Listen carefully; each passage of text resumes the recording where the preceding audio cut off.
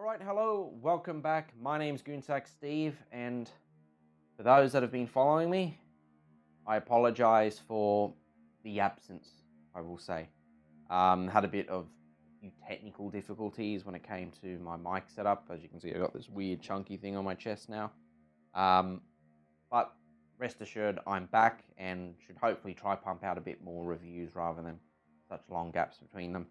But we are back with a bit of a different one. This guy not only is not a Predator piece, um, I do eventually plan on delving into Alien and Terminator pieces, so this is kind of the first bit of that. But he is not my statue. He's actually a very good friend of mine, Wade, whose channel I'll include in the description below. He also does some YouTube videos. Bit of a different type of YouTube video, more of like showcase stuff, but definitely check him out. He's got some awesome pieces of which I envy in his collection, and he's probably got one of the best Doomslayer from Prime 1 videos out there on the internet, so definitely check that out if you're into some video game pieces and just a few more showcases stuff. And for the companion piece of that, because he does have a video on the T-800 from Queen Studio. So a bit of a background info on how I got this guy was Wade contacted me. There was a local seller literally 5-minute drive away who had this guy for sale, basically a pickup only sort of situation. He basically asked if I could hold on to this statue for him until he was willing to either come down and grab it or have someone ship it. And that's exactly what happened. Guy dropped it off.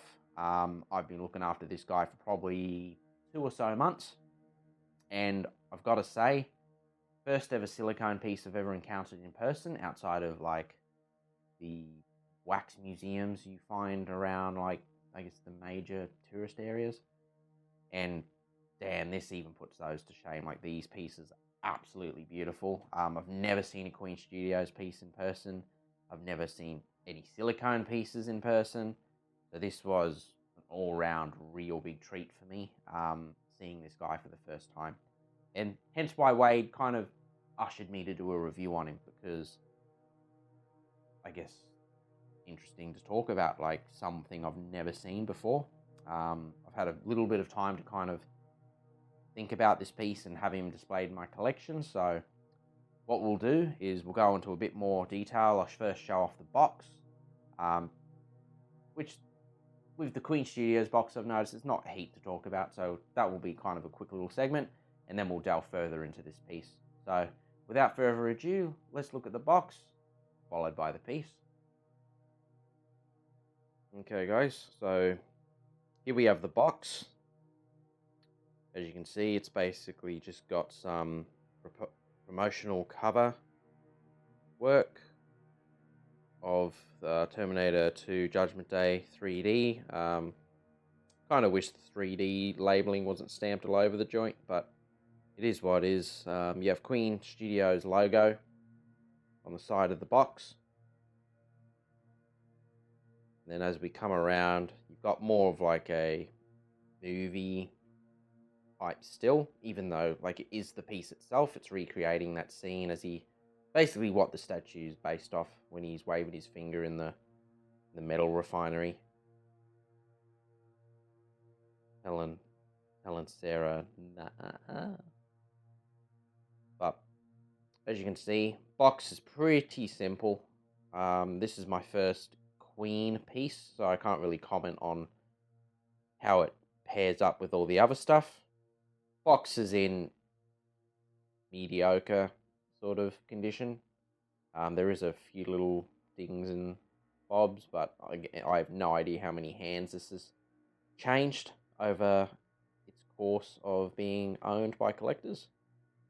What I want to do, I do want to briefly have a look at the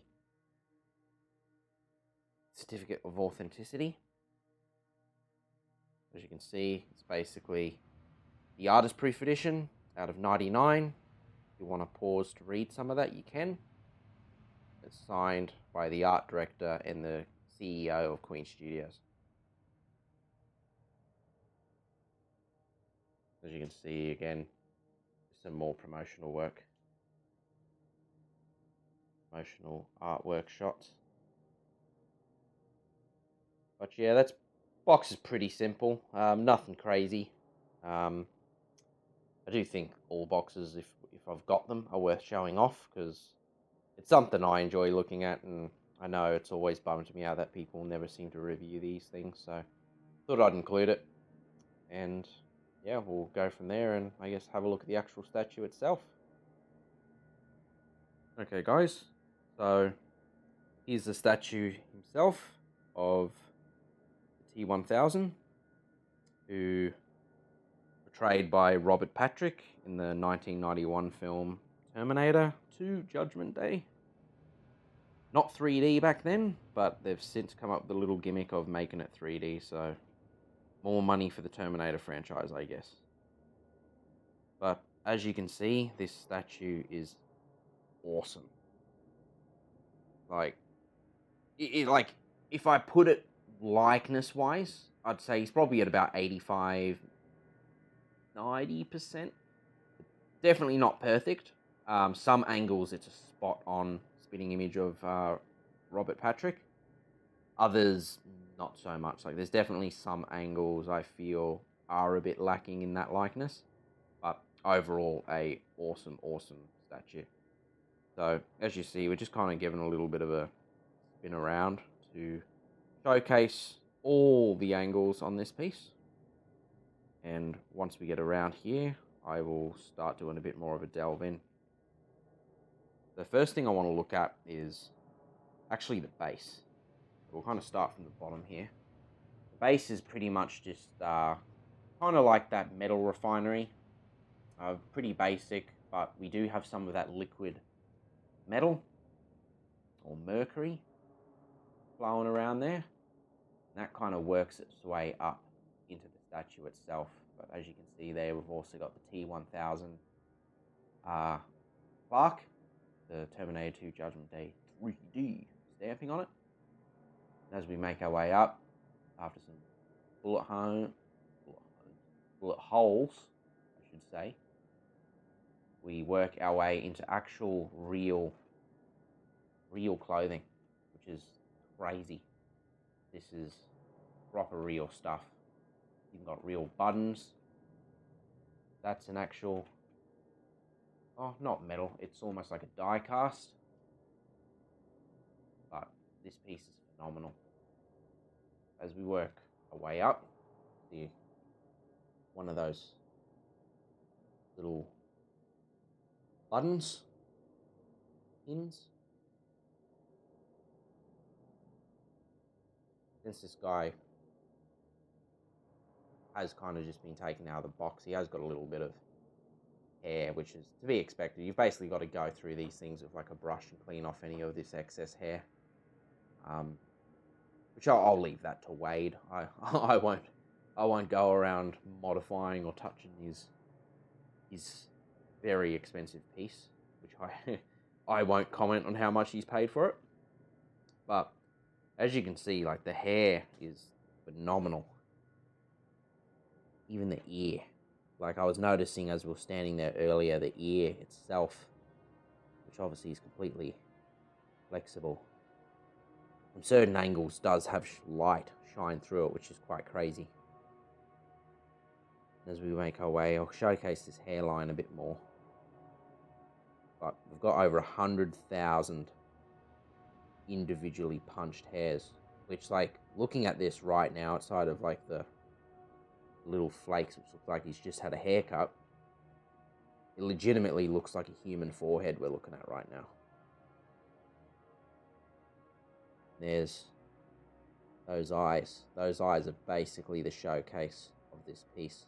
Between the eyes and the hair, you're not getting much better than this in terms of a statue. Again, outside of what I said with like the likeness, you're practically, like, this is as good as statues are ever going to get with silicone and individually punched hair. It's pretty phenomenal in what statues are becoming, because, like, 5 years ago, stuff like this didn't really even exist. Yeah, what we'll do, when he comes around, I'll try focus a bit more on those eyes. Try not to get in front of the light there. We even got a mole, which is quite crazy. I know some statues, like the Ben Affleck from Infinity Studios, have just like actual hair in the mole. Like, that's insane. It'd be cool if the lips seemed a bit more separated, rather than like, they do kind of feel like one piece. Got nose, I'm surprised there's no nose hair. But the eyes are phenomenal. Like, proper glass eyes. Insane. Even his hand does have a fingerprint on it. Proper wrinkles and like stretched skin. Wish they had a bit of hair on the hand, in all honesty, but that's kind of nitpicking. Got like a vein going up the neck, which I do have a old Sideshow T-800 piece which does have that sort of stuff going on, but that's kind of because of aftermarket modifications I've made, with that being repainted by one of Australia's best painters. So I'll back up a little bit just so people get a more of a grand scope view of him. And people can see how good this is.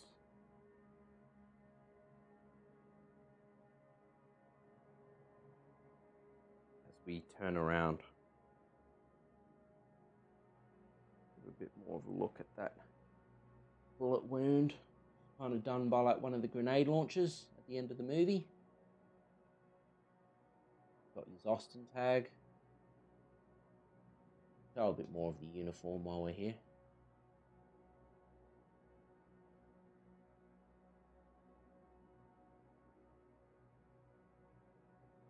Police officer, Los Angeles, badge number 572.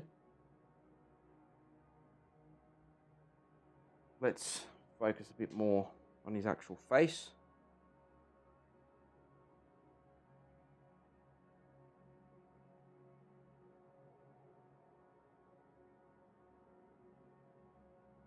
It almost looks like there's sweat on him, which is interesting. Which would be film accurate, considering he is in basically a metal refinery. Oh yeah, like that's insane. Like, got proper eyelashes, like that's all real. Little eyelashes are real. I was going to say eyebrows. Get the point. But yeah, like, I'd say his best angle is probably that. So to his left, you can kind of see the finger. That, I'd say, is probably his most film accurate sort of positioning when it comes to his pose. I get a... I'd basically say that's it there.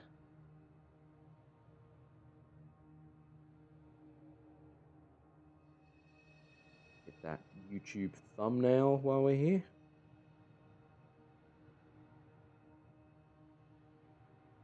Oh yeah, absolutely phenomenal piece. Very much appreciative of Wade giving me the opportunity to house this and call it, well, basically my own for a good 2 months.